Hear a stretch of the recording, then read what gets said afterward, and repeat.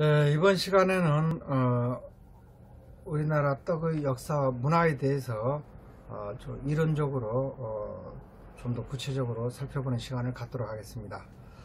먼저 떡의 업계 현황에 대해서 말씀을 드리겠습니다.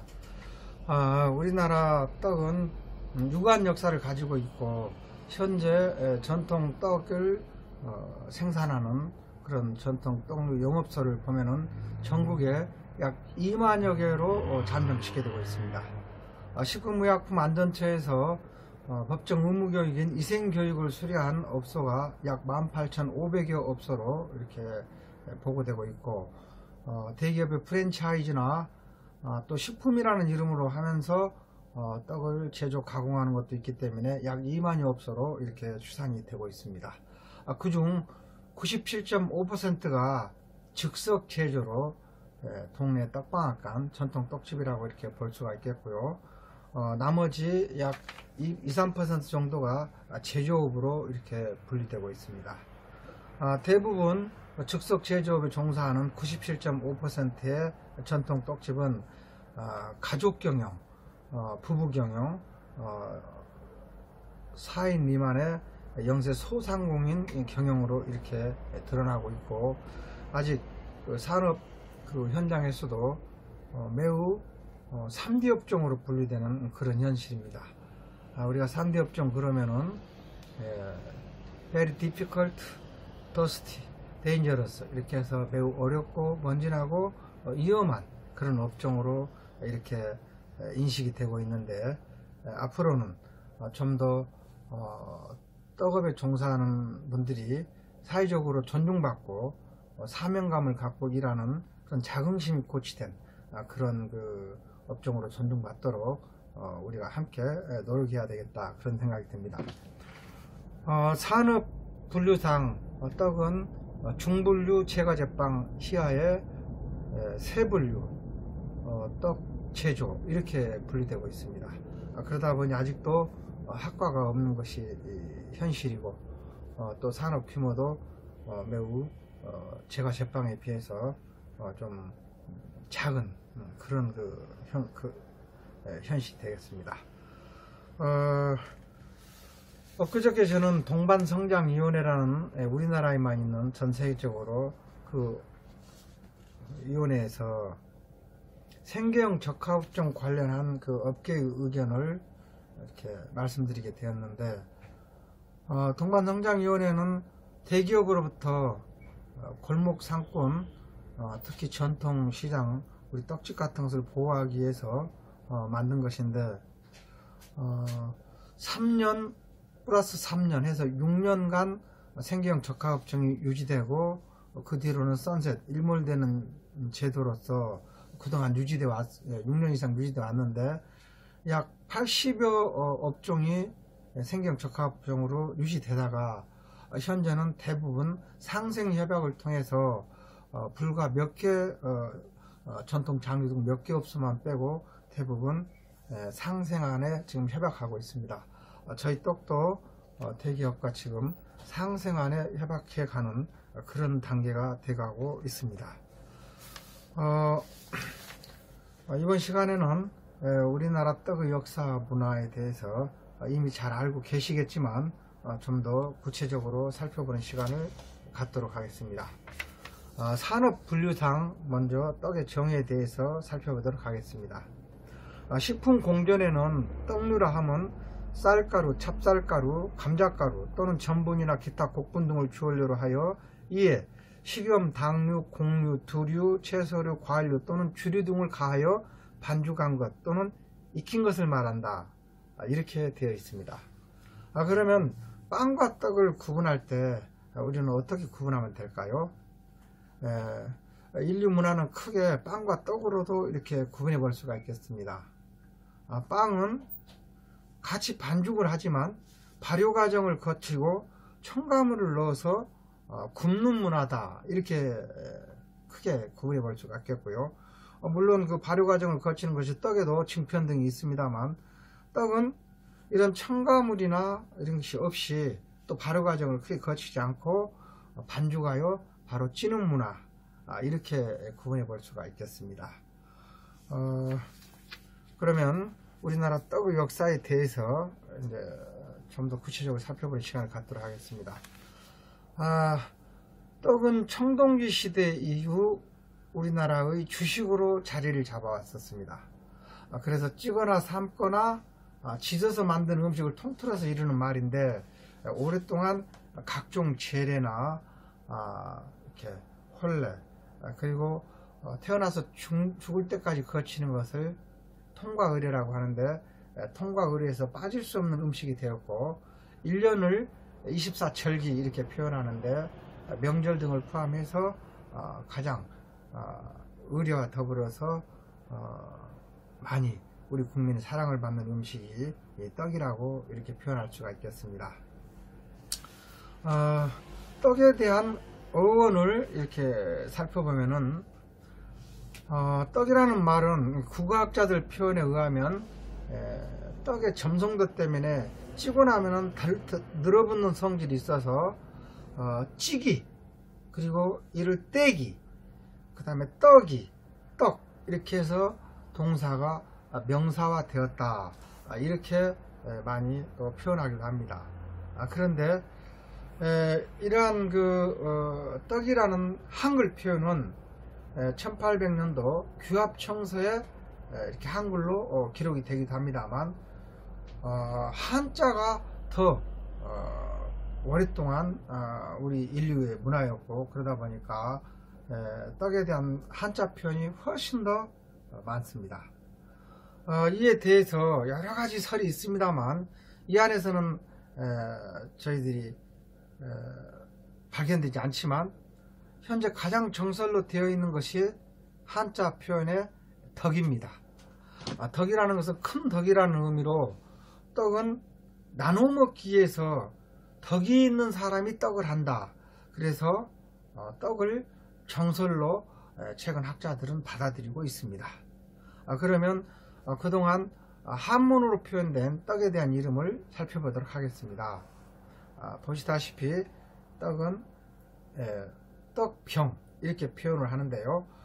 한대 이후에 주로 이제 밀가루로 만들어진 떡을 이렇게 떡병 이렇게 표현했다, 이렇게 주장하고 있고요. 떡고, 이것은 이제 떡을 한자로 표현할 때 고나 이 이런 표현은 쌀에 대한 문화다, 이렇게 주장하는 분도 있습니다. 이어서 이제 이것은 이제 한대 이전에 표현했다고 하는데요. 밀가루 위에 곡분을 그대로 시루에 쪄서 넣어서 짜낸 떡의 의미다, 이렇게도 하고 있고, 우리나라에서 성호사설과 조선 무쌍 신식 요리제법에 쌀가루를 친 것, 이렇게 표현하고 있어서 떡병과 떡이는 약간 다른 표현이기도 합니다. 그 다음에 편은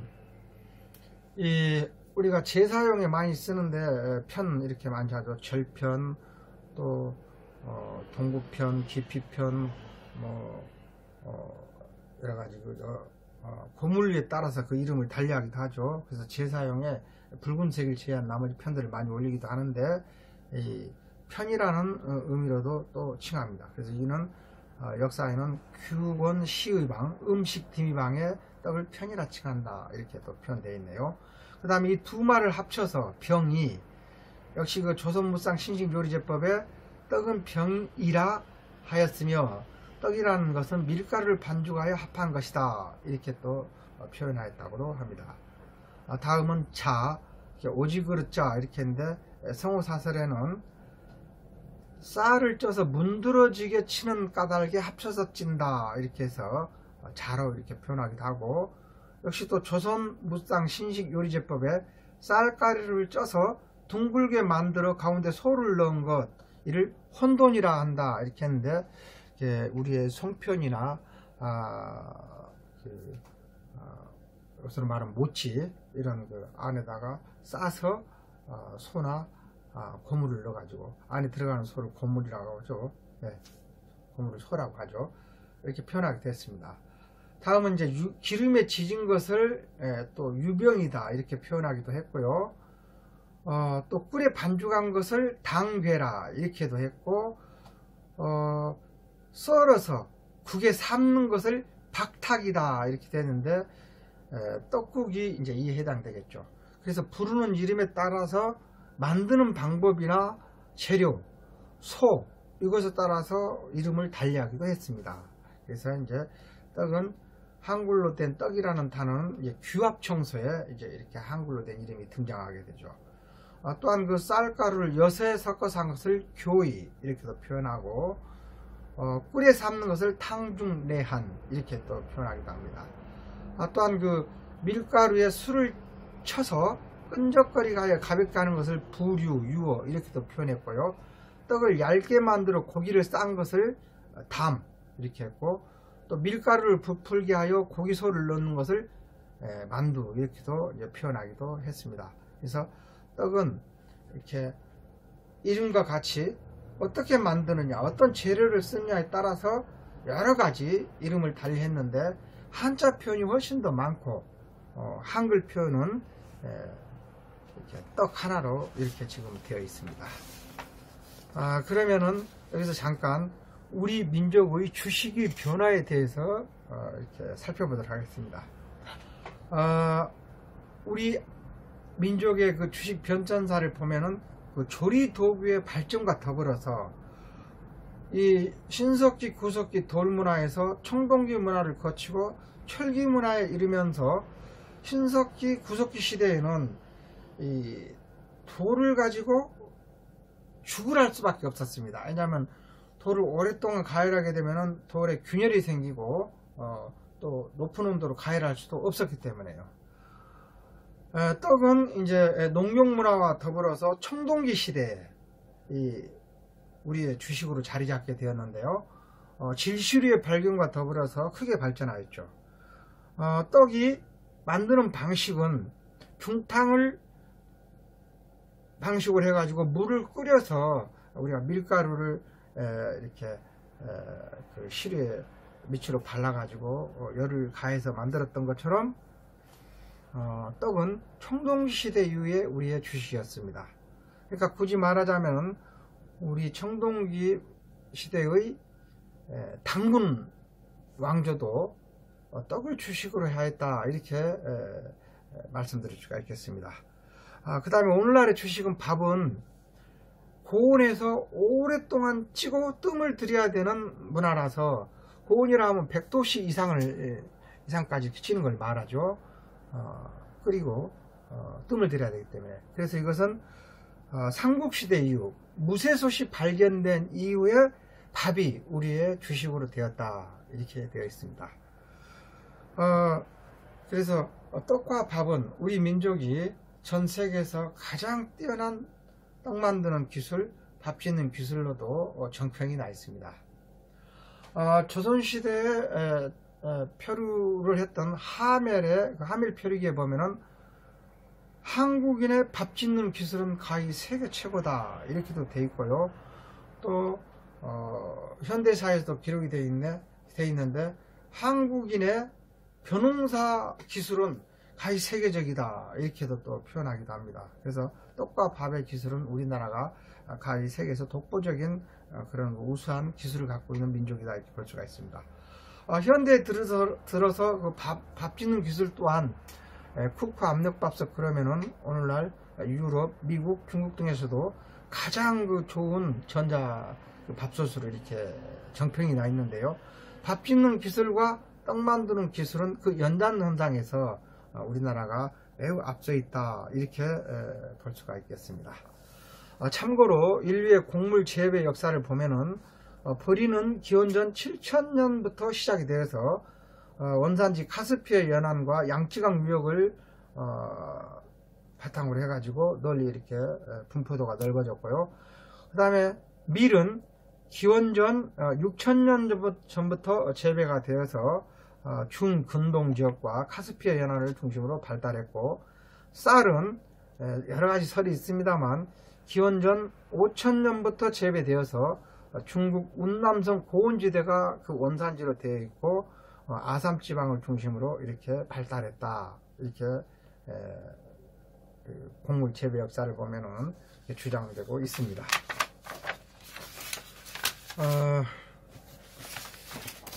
이번에는 시대별로 우리나라 떡의 역사에 대해서 이렇게 살펴보도록 하겠습니다. 삼국시대 이전을 이 상고시대 이렇게 표현을 합니다. 이제 우리나라 떡은 이제 제가 전에도 설명드렸듯이 구석기 시대와 신석기 시대를 지나서 청동기 시대에 와서 벼농사가 발달하고 이 농업이 멀리 이렇게 분포되면서 질시루가 발견되고 연석이나 돌확, 확돌이라고도 하죠. 이런 것이 출토된 것으로 봐서 청동기 시대부터 떡을 많이 애용했던 것으로 이렇게 확인되고 있습니다.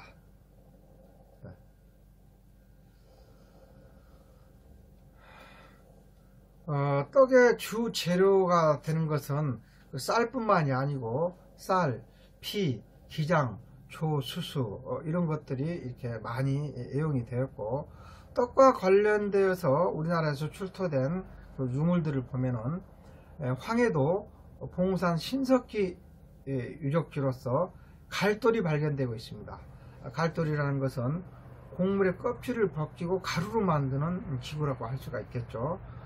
그 다음에 경기도 북변리와 동창리의 무문토기 시대에는 돌확이 이렇게 발견되기도 했습니다. 그 다음에 청동기 시대에는 함경북도 나진초도의 조개 더미에서 시루가 발견되기도 했죠.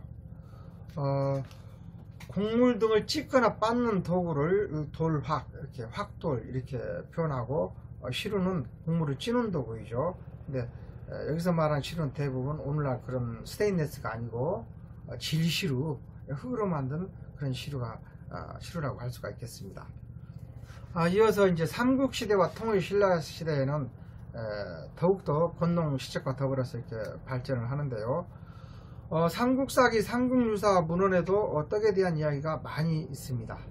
아마도 전 세계적으로 떡과 관련한 스토리텔링은 우리나라가 가장 많이 있는 나라가 아닐까 이렇게 생각을 합니다. 그러면 삼국시대와 통일신라시대에 떡과 관련된 이런 스토리텔링을 한번 살펴보도록 하겠습니다. 1145년 삼국사기 권 1호에 이렇게 나오는 걸로 되어 있는데요. 신라봉기 유량 원년 남해왕의 사후에 왕자 왕자 이제 유리와 탈해가 있었는데, 왕위 계승에 관련된 기록에 탈해가 유리에게 왕위는 용렬한 사람이 감당할 바가 못되며 듣건대 성스럽고 지혜로운 사람은 이가 많다고 하니 시험을 하여 결정하자고 하여 두 사람이 떡을 깨물어 본 결과 유리의 치아수 같은 만한 왕위에 올랐다, 이렇게 기록되어 있습니다. 떡에 대한 기록이 참 재밌고 의미 있는 그런 기록이 참 많은데요. 왕위를 가르는 바로미터로서 이 떡이 사용되었다라는 것은 참 의미가 있습니다. 떡이 깨물고 보면은 매우 딱딱해서 이 자국이 떡에 남는 사람이 건강하다라는 의미도 된대요. 이때에는 성스럽고 지혜로운 사람은 이가 많다. 이때도 그 이빨이죠. 이빨이 매우 복이 있고 지혜로운 건강한 이런 것으로 평가가 되어서 떡이 이때 주식이었음을 말하는 것도 되는데요. 왕을 가르는 바로미터로서 떡이 사용되었다. 이 삼국사기에 이제 나오는 역사이죠. 예. 다음은 삼국사기 역시 권 48호에 백결선생의 그 관련된 말이죠. 세모에, 그러니까 연말에 이웃에서는 떡을 찢느라 쿵덕쿵덕 방아소리가 들리는데 가난하여 떡을 치지 못하여 아내의 마음을 달래주기 위하여 검은고로 떡방아 소리를 내었다. 그래서 이제 떡매로 치는 방식인 떡인 이제 흰떡이나 인절미, 절편 등이 이때 늘 유행하였다, 이걸 이제 볼 수가 있겠습니다. 여기서 우리는 이 백결선생에 대한 그 역사를 좀 살펴볼 수가 있습니다. 백결선생은 매우 역사적으로 큰 의미가 있고 한국을 빛낸 백인에도 백결선생이 올라 있습니다. 그런데 백개월 선생은 원래 그 신라 자비왕 때 사람이고, 우리나라 역사에 최초로 이 역사서를 남긴 박지상의 외아들이기도 합니다. 그러면은 어떻게 해서 백개월 선생이라는 이름이 되었느냐? 그의 이름은 박문량입니다. 본명이 박문량인데 백개월로 이렇게 이름이 된 것은 박재상의 아들이었는데, 아버지 박재상이 얼마나 훌륭한 분인지 그걸 이렇게 그 공적을 기리고 묘를 다 가다듬고 이렇게 하면서 하는데, 박재상의 묘가 어디에 있는지는 모르겠습니다만 경주 지방에는 남산이라는 산이 있는데, 그 남산 쪽에서 아버지 박재상의 공덕을 기리기 위해서 거의 모든, 그러니까 벼슬로서는 대령군이라는 높은 벼슬에까지도 올랐음에도 불구하고 이렇게 가난해진 것은 아버지 박재상의 공덕을 이루기 위해서 거의 모든 가산을 이렇게 쏟아 부었던 그런 것 때문입니다. 그러면은 아버지 박재상이 어떤 사람인지를 우리는 또 알아봐야 됩니다. 박재상은 신라 눌주왕 때 사람으로, 당시 신라는 국력이 너무 약해서 외에, 그러니까 섬나라 외구가 신라의 그 본토를 너무 자주 침범하고, 심지어 왕자까지 이렇게 볼모로 잡아갈 정도로 외구의 힘이 셌고 신라의 힘은 약했습니다. 그래서 눌주왕 때 그 왕자가 외나라에 볼모로 잡혀갔을 때 누가 과연 이 아버지 그러니까 왕자를 구출할 것인가 했을 때 박재상이 분연히 나서서 제가 왕자를 구해야겠습니다 해서 외나라에 갔으나 그마저도 붙잡히고 맙니다. 그런데 외나라 왕이 이 박재상을 죽이자니 너무나도 훌륭한 분이고, 또 살려보내자니 신라로 가게 되면은 그만큼 외나라의 위협적인 존재가 될 것 같아서 외나라 왕이 박재상에게 그 제안을 하죠. 나와 더불어서 외나라를 통치하면서 이렇게 잘 살아보자. 그래서 외나라의 기화를 이렇게 호소하고 그러는데, 그때 박재상이 했던 말이 아주 유명합니다. 내 비록 계림의 대지가 될지언정 애국의 신하는 되지 않겠다, 이렇게 말한 것은 신라에 대한 우국 충조를 이렇게 표현한 말인데요. 그렇게 되니까 외나라 왕은 더 이상 박재상을 살려둘 의미가 없다 해가지고 박재상을 이렇게 죽이게 되죠. 그렇게 됨에 따라서 이제 박재상에게는 일남 삼녀의 자제들이 있었는데, 이 일남 삼녀의 자제와 그의 아내가 있었는데, 그 어머니, 그러니까 박재상의 어머니, 백개월 선생의 어머니이자 그 박재상의 부인을 국대 부인이라 했는데, 박재상이 돌아오기를 끊임없이 기다리다가 경주에 있는 치술령 거기에 올라서 결국에는 박재상의 두 누나와 그 어머니가 절벽에서 자결을 하게 됩니다. 그럼에 따라서 박재상은 바로 손이 누나와 박재상이 말 그대로 부모님을 다 잃고 누나를 잃는 고아가 되게 되었는데, 그때 당시 백개월의 나이가 5살이었습니다. 그래서 그의 둘째 누나 아영하고 남게 되었는데, 왕자를 구하다가 돌아가신, 지금으로 말하면 그 충신 국가 유공자의 자녀였기 때문에 국가에서 이 백개월과 그 누나 아영을 대신 이렇게 기르게 되죠. 그래서 나중에 그 누나 아영은 눌지 마르간, 그러니까 성골 진골할 때 왕자인 이 미사원의 부인으로 이렇게 되고 백결은 왕가와 결혼하게 되죠. 그래서 공주와 결혼하게 되죠. 그래서 백결은 승승장구하게 됩니다. 박문량은 승승장구했으나 그의 어린 날이 너무 애롭고 고독한 부모 없는 그런 상황에서 했기 때문에 추측건데 백결은 우리나라에서 가장 유명한 검은고의 명인입니다. 그가 검은고로 자신의 그 애롭고 쓸쓸한 어린 날을 달랬을 것이다 이렇게 유추해 볼 수 있는데 그 유명한 검은고의 명인으로서 남긴 게 바로 방아타령입니다. 그래서 우리나라에서 가장 오래된 그 타령이, 즉 우리나라 고유의 그 창이나 전래되는 음악이 타령이라고 본다면 그 원조가 바로 백결의 방아타령입니다. 이 방아타령은 가난했을 때 아내에게 위로하기 위해서 이 방아타령을 쿵덕쿵쿵덕쿵해서 아내가 덩실덩실 춤을 추었다 이렇게 전해지는데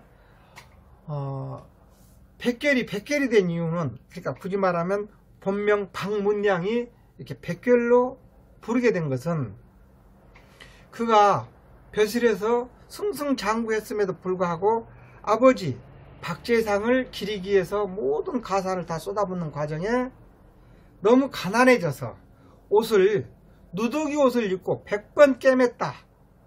그래서 바느질을 100번이나 해서 그 옷을 입었다. 그래서 일백백자 매질결자 해서 백결이라는 이름으로 후세에 남게 되었습니다. 참고로 박재상은 우리나라의 최초의 역사서 17가지가 있는데 그 중에 부도지라는 역사서를 쓴 분이시고, 이 부도지가 오늘날 전래되는 한반도 최고의 고서 역사서 삼국사기와 삼국유사의 기초가 되었습니다. 그래서 우리나라 최초의 가장 오래된 역사서로 평가되는 부도지의 저자가 바로 박재상입니다. 그래서 아주 훌륭하신 역사가이기도 합니다. 이러한 어떤 그 대를 이은 훌륭한 가문의 그 정체성은 백결의 손자 마령간으로 이어지면서 그 손자 마령간이 김유신과 김춘추의 스승입니다. 이 김유신과 김춘추가 우리나라 삼국을 최초로 통일한 삼국통일의 주역이 됩니다. 오늘날 경남 양산에는 효충사라는 곳이 있는데 충렬공 박재상과 백결 선생의 뜻을 기리고 제행하기 위해서 이 효충사가 양산에 있습니다. 저도 가봤는데요. 이런 의미 있는 곳을 한번 찾아가 보는 것도 떡을 하는 사람으로서 참 좋은 경험이다 이렇게 생각이 됩니다. 이제 백결 선생에 대해서 우리가 알아봤는데요. 떡은 그만큼 스토리텔링이 많고 유구한 역사와 전통을 가진 문화라고 할 수 있겠습니다. 다음은 삼국유사 가락국기에 재앙을 모실 때 차림 음식으로 이렇게 기록되어 있는데, 조정의 뜻을 받들어 세시마다 술, 감주, 떡, 밥 이런 여러가지를 갖추어 제사를 지냈다 해서 떡이 우리의 제사 음식으로 널리 쓰였음을 기록으로 알 수 있습니다. 또한 삼국유사에는 신라 효소왕 때 죽지랑조에서 죽지랑이 부하인 두고가 부산성에 창직으로 임명되어 급히 떠난 것을 알고 설병 한 합과 술 한 병을 가지고 노복을 거느리고 찾아가 술과 떡을 먹었다 이렇게 기록되어 됩니다. 삼국유사에 처음으로 이 설병떡의 이름이 이 문헌에 나타나 설병이라 그러면 오늘날 설기를 말하겠죠. 설기떡, 인절미, 절편 등으로 이렇게 추측해 볼 수가 있겠습니다. 또한 삼국시대에 나온 그 떡으로서 여기에는 책에는 기록이 안 되어 있습니다만 우리의 이 약식이 매우 중요한 또 의미를 갖고 있습니다. 약식은 기름약자, 떡식자 해서 이렇게 표현하고 있습니다만, 약식에 대해서 잠깐 그 유래를 이렇게 살펴보면은, 신라 소지왕이 꿈속에 까마귀의 A씨를 받고 시해를 모면하였다. 그래서 암살 시도자들을 이 까마귀 A씨를 듣고 다음날 이렇게 꿈에서 깨어나 궁궐을 유심히 살펴본 결과 신하와 궁녀가 자기를 시해하려는 그런 그 음모의 현장을 발견하고 화살로 그들을 쏘아 죽이고 까마귀의 은혜에 보답하기 위해서 보은의 마음으로 까마귀밥, 그러니까 오식이죠. 까마귀 오자 밥십자 검게 이렇게 지어서 올리니 이것이 약식의 유래가 되었는데, 이것은 보은의 의미를 담고 있어서 정월 대보름, 음력 1월 15일이죠. 이때를 우리나라는 그 이후로 보은의 날이다 이렇게 칭하고 있습니다. 그래서 정월 대보름을 이렇게 보은의 날 이렇게 칭하고도 있습니다. 여기서 잠깐 우리는 뭐 발렌타인데이니 뭐 여러가지 또 날도 있고 또 음식의 스토리텔링이 많습니다. 전 세계적으로. 그리고 그것이 하나의 새로운 음식 문화를 창출해 내는데 큰 기여를 하고 있습니다. 요새 현대적인 음식도 몇 년도부터 내가 이 음식점을 했습니다. 이렇게 해서 신스 약간 연도를 붙이면서 그 전통과 역사를 자랑하고 이를 스토리텔링화해서 마케팅에 활용하기도 합니다. 이것은 우리나라보다도 일본이 더 오래되었다고 볼 수도 있죠. 일본에서는 세계에서 가장 오래된 직업이 있다고 그래요. 여러분도 아시겠지만 백제에서 건너간 성곽을 수리하는 직업이 지금 대략 1400년 이상 된 그 성곽 수리 직업이 세계에서 가장 오래된 기네스북에 오른 직업으로서 유구한 역사를 가지고 이어져 오고 있는데, 저는 떡을 배우기 위해서 일본을 여러 차례 다녀왔습니다만, 일본의 절 옆에는 대부분 우리로 말하면은 떡집, 화과자점 이런 것들이 있습니다. 그런데 보면은 그냥 몇십 년이 아니라 몇백 년입니다. 450년 전, 380년 전 이렇게 유구한 역사와 전통을 자랑하는 스토리텔링으로 마케팅을 하다 보니 떡은 지정학적인 입장에서 우리나라에서 일본으로 건너갔다고 볼 수가 있는데, 그 문화를 유구하게 이어온 곳은 일본이다. 그러다 보니 모찌로 대별되는 일본의 떡은 전 세계로 알려져서 관광객 2명에 1명이 모찌나 화과자를 사서 선물할 정도로 유명해졌습니다. 자, 좀 전에 제가 세계에서 가장 오래된 직업이 그 백제인이 일본에 건너가서 만든 그 성곽 수리업이라고 했던 것처럼 대부분 일본의 그 음식이나 문화는 한반도에서 전래된 문화들입니다. 그리고 일본인들이 모시고 있는 신사도 다 고려신사, 백제신사, 가야신사, 신라신사에서 우리 한반도 신사입니다. 요새 뭐 근세에는 잘못된 그 신사 참배가 있어가지고 좀 그렇습니다만, 그만큼 떡은, 직업은, 음식은 스토리텔링이 매우 중요합니다. 여기서 잠깐 떡은 아니지만 빵의 스토리텔링에 대해서 잠깐 살펴보도록 하겠습니다. 우리가 전 세계에서 가장 많이 먹는 빵이 지금 햄버거가 됐습니다. 햄버거 빵. 저도 뭐 매우 좋아합니다만 한 달에 한두 번은 꼭 먹는데도 그것을 많이 먹는다라고 핀잔을 듣기도 하는데요. 뭐 버거킹이니 뭐 롯데리아니 뭐 많습니다. 그런데 그것은 어떻게 해서 이렇게 유명해졌을까요? 그 역사를 잠깐 한번 살펴보면은, 스토리텔링 보면은 징기즈칸이 전 세계를 정복하는 과정에 가장 중요했던 것이 식량이었습니다. 그리고 신속한 기동력이었습니다. 징기즈칸은 무기보다도 더 중요한 군량과 이동수단을 갖고 있었기에 대몽골 제국을 건설할 수 있었습니다. 그래서 빠르게 이동하기에 좋은 군마가 있었고, 그리고 그 군마에 충분한 식량을 싣고 갈 수 있었는데, 그게 뭐였냐면은 양고기를 말려서 말 한 종 밑에다 깔고 가고, 그 다음에 소 한 마리를 잡아서 이것을 가루로 내서 소 오줌보에다가 가루로 넣어가지고 가져가면 이게 바로 한 병사의 6개월 전투식량이 되었습니다. 지금도 그런 전투식량을 개발하기 쉽지 않는데요.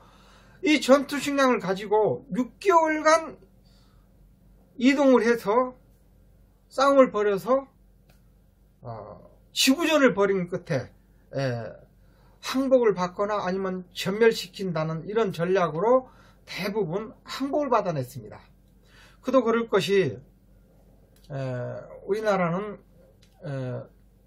청태조의 아들인 홍타이지라고 하죠. 남한산성에서 인조가 항거를 할 때 2개월을 버티지 못했습니다. 왜 그랬을까요? 바로 식량이 바닥이 났기 때문입니다. 그런데 청군은 어땠습니까? 술 먹고 진을 치고 식량이 떨어지기만을 기다려서 결국엔 인조는 삼전도 굴욕이라는 그런 항복을 하고 말았죠. 9번 머리에 피가 나도록 청태종에게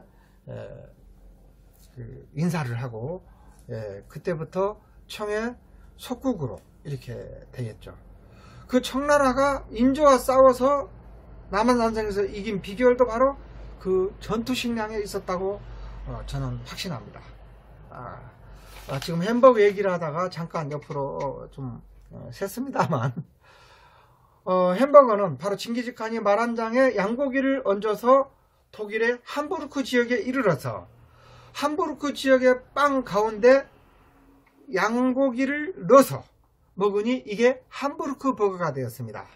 이 함부르크 버거의 유관 역사와 전통이 이어지면서 2차 대전 때 미군이 함부르크 지방에 이르러서 보니까 많은 사람들이 빵 안에 고기를 넣어서 먹는 걸 보고 그것을 함부르크 버거 하다가 음이 와전돼서 햄버거가 된 겁니다.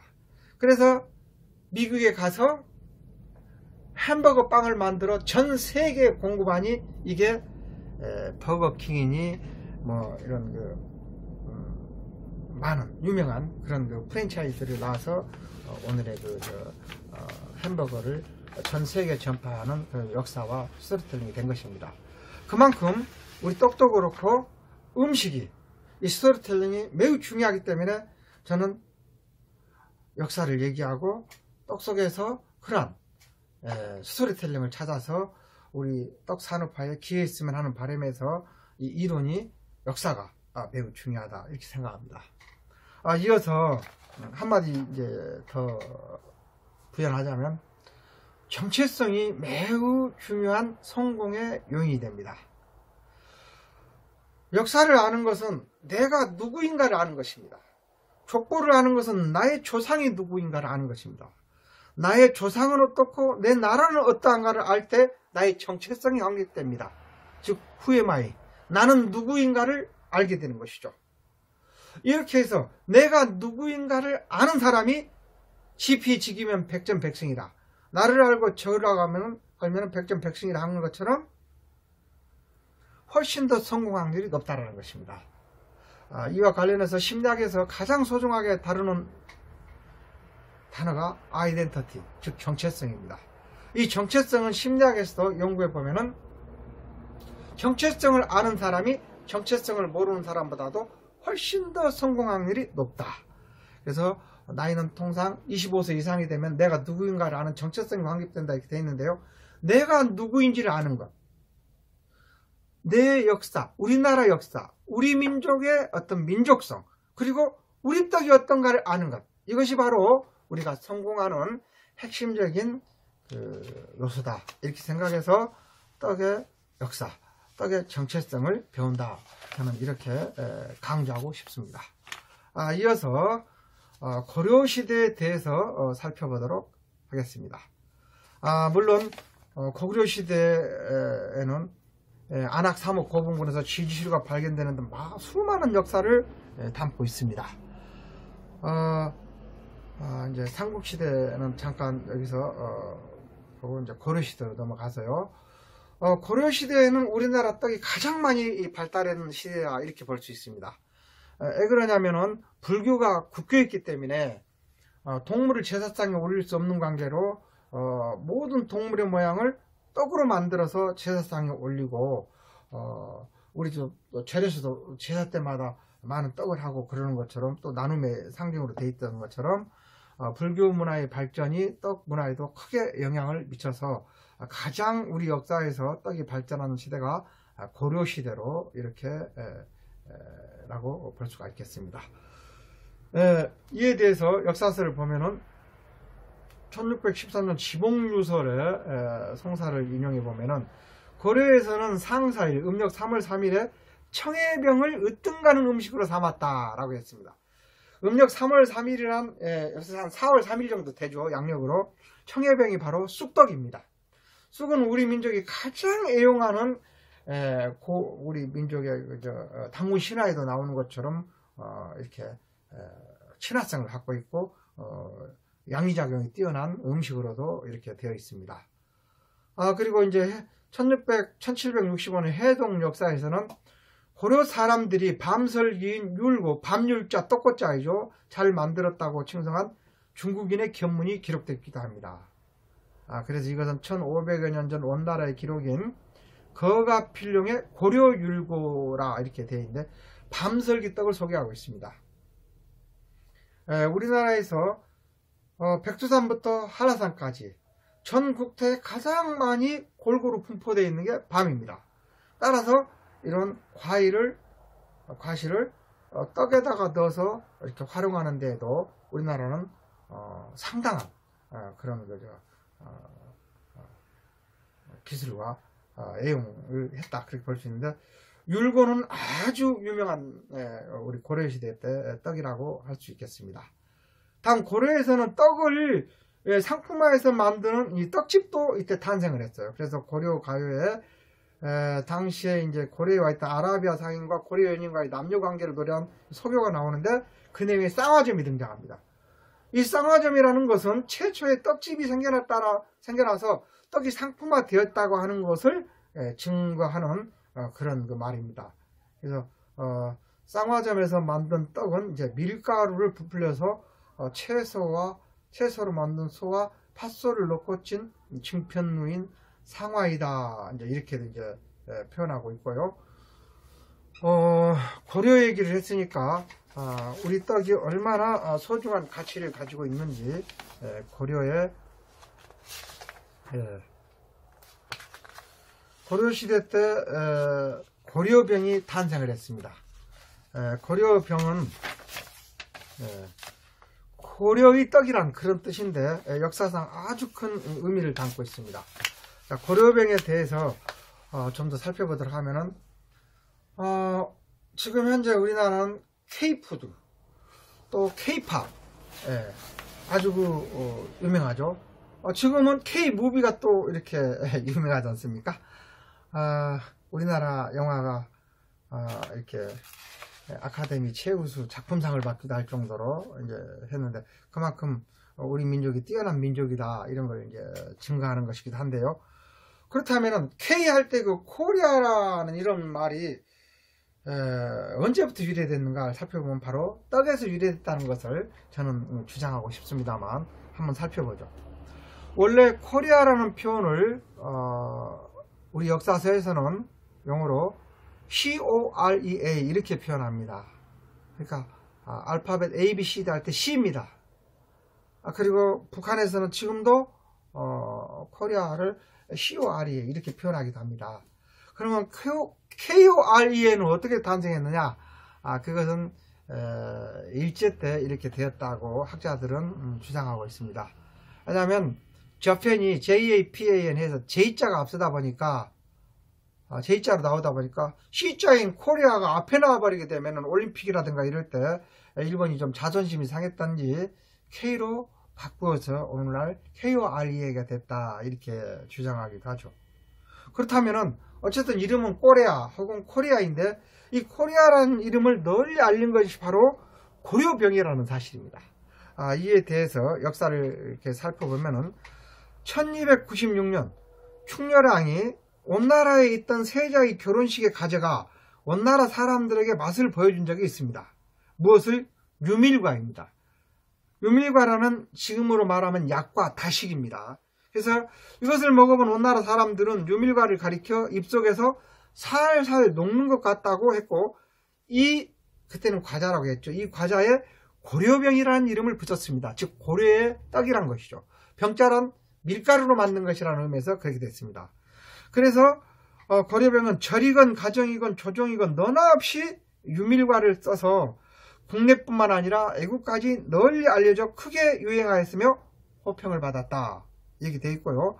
그 다음에 유밀과의 재료인 기름과 꿀, 밀가루 등이 품귀 현상으로 가격이 치솟았고 급기야 유밀과 사용을 금하는 법령이 내려지기도 했다. 그래서 1192년 유밀과 대신 과일을 사용토록 지시했는데 1353년에도 공민왕은 유밀과 사용 금지령을 내리기도 합니다. 그래서 우리나라 역사에서 과자나 떡에 대해서 그 먹기 금지령이 내린 것은 유밀과라는 것이 유일한데, 이것은 전 세계적으로도 드문 역사입니다.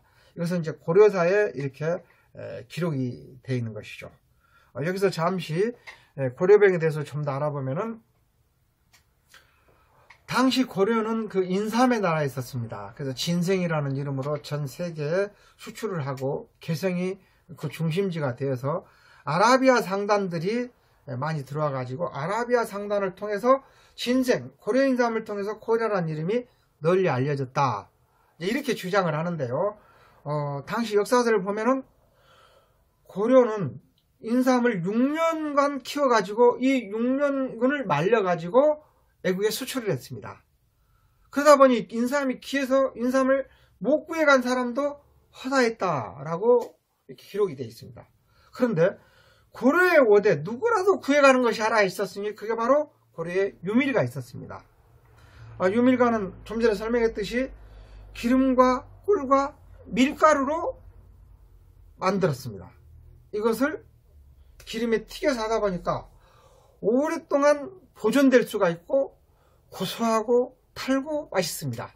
이러다 보니 당대에서는 최고급 떡 혹은 과자였었습니다. 그러다 보니 고려에 와서 인삼을 구해가지는 못할지언정 유밀과는 가지고 갔기 때문에, 고려병을 가지고 갔기 때문에 이름이 고려병이었으므로 코이라라는 이름을 널리 알렸다. 이게 역사에 기록이 되어 있습니다. 구구절절히. 그래서 오늘날 K푸드는 지금 막걸리, 떡볶이, 김치, 전주 비빔밥 많습니다만, 지금 K푸드의 가장 유명한 것은 떡볶이떡입니다. 중국의 선풍적인 인기를 끌고 있죠. 그런데 이 K푸드의 원조가 바로 떡인 유밀과이다. 고려병이라는 사실입니다. 코리아를 알린 1등 공신이 바로 떡이라는 것은 우리가 떡업에 종사하는 사람으로서의 자긍심을 갖기에 부족함이 없는 그런 것입니다. 여기서 더 나가서 역사를 아는 것이 정체성을 아는 것이므로요. 자, 유밀과는 밀가루로 만들었습니다. 그런데 당대에 우리나라에는 밀가루가 없었습니다. 그래서 인삼과 맞교육을 하거나 일종의 물물 교환을 통해서 밀가루를 이렇게 수입해 왔는데, 그러다 보니 인플레가 발생했던 거죠. 밀가루가 생산이 안 되니까요. 지금으로 말하면 석유나 다름없는 것이죠. 석유와 우리의 공산품과 이렇게 물물 교환을 하고 맞교육을 하는 그런 식이 되겠는데, 아라비아 상단들이나 중국에서 밀가루를 가져오고 우리나라는 인삼을 주고 이런 식으로 해서 물물 교환을 했죠. 그러다 보니 밀가루가 너무 귀했던 겁니다. 이 밀을 가져와야 이제 그때는 이제 밀가루보다는 밀을 가져왔죠. 왜냐하면 통밀로 가져오면은 보존 기간이 오래되는데 가루로 가져오게 되면은 잘못하게 되면 이 제습 기능이 없게 되면은 금방 부패되기 때문에요. 그래서 당시에는 제분소가 곳곳에 있었는데 그 제분소가 바로 불교가 국교인 우리나라에서는 절이었습니다. 절. 그래서 제분소는 절에 있었고 절만이 이 밀가루를 취급할 수가 있었습니다. 그런데 워낙 궁중이든 양반가든 이 귀족이든 평민이든 다 유밀가를 애용하다 보니 나라가 인플레가 발생할 지경이어서 밀가루 사용 금지령을 내린 것입니다. 그러다 보니 이 유밀과 이것에 대한 사용 금지령이 내린 것이고, 고려 왕실은 밀가루를 평생에 한 번만 일반인들이 먹도록 허락을 했는데, 그게 바로 결혼식 날이었습니다. 그러다 보니 고려에서는 밀가루로 만든 음식, 그게 지금 밀가루 국수입니다. 그래서 언제 국수 먹을 수 있어? 라는 말이 언제 결혼할 수 있어? 언제 내가 당신의 결혼식에 가서 국수를 먹어볼 수 있을까? 이런 얘기인데, 바로 이 말이 고려시대 때 나온 말입니다. 그래서 고려 때에는 장가가는 문화가 있었습니다. 그러니까 처갓집에 가서, 장인댁에 가서 혼례를 치르고 국수를 먹는 날이 이제 장가가는 날이었습니다. 그래서 언제 국수 먹게 해줄래? 이 말은 너 언제 장가갈래? 이 말과 같은 말이었습니다. 자, 이렇게 해서 이제 고려에 대해서 좀 더 살펴보았고요. 이어서 이제 고려 공양왕 때 이색에서 모군집에는 유두일에는 수단을 하였고 차수수로 전병을 붙여 팥소를 싸서 만든 찰전병이 매우 좋았다, 이렇게 기록되어 있고, 기록과 함께 점서라고 하는 찰기장으로 만든 송편이 등장하였다. 그래서 계속해서 떡이 새롭게 퓨전떡 이렇게 해서 탄생을 합니다. 그래서 절식 음식이 만들어지고요. 그리고 고려사에는 광종이 거린에게 떡을 시주하였으며 신돈이 떡을 부녀자에게 던져 주었다는 기록이 남아있기도 합니다. 그래서 고려에서 이제 육식을 금지하는 불교의 영향으로 떡과 한가당이 크게 발전하였고, 성도 개경에는 최초로 아까 말씀드렸듯이 떡 판매점, 쌍화점이 이렇게 생겨나기도 했습니다. 자, 이상으로 고려시대에 대해서 살펴보았고, 다음에는 조선시대에 대해서는 다음 시간에 살펴보도록 하겠습니다.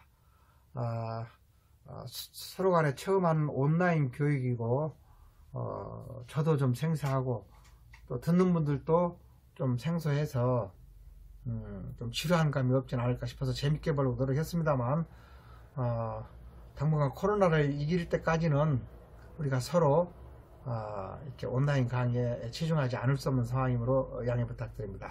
오늘 강의는 여기까지 마치고 다음 시간에 뵙도록 하겠습니다. 감사합니다.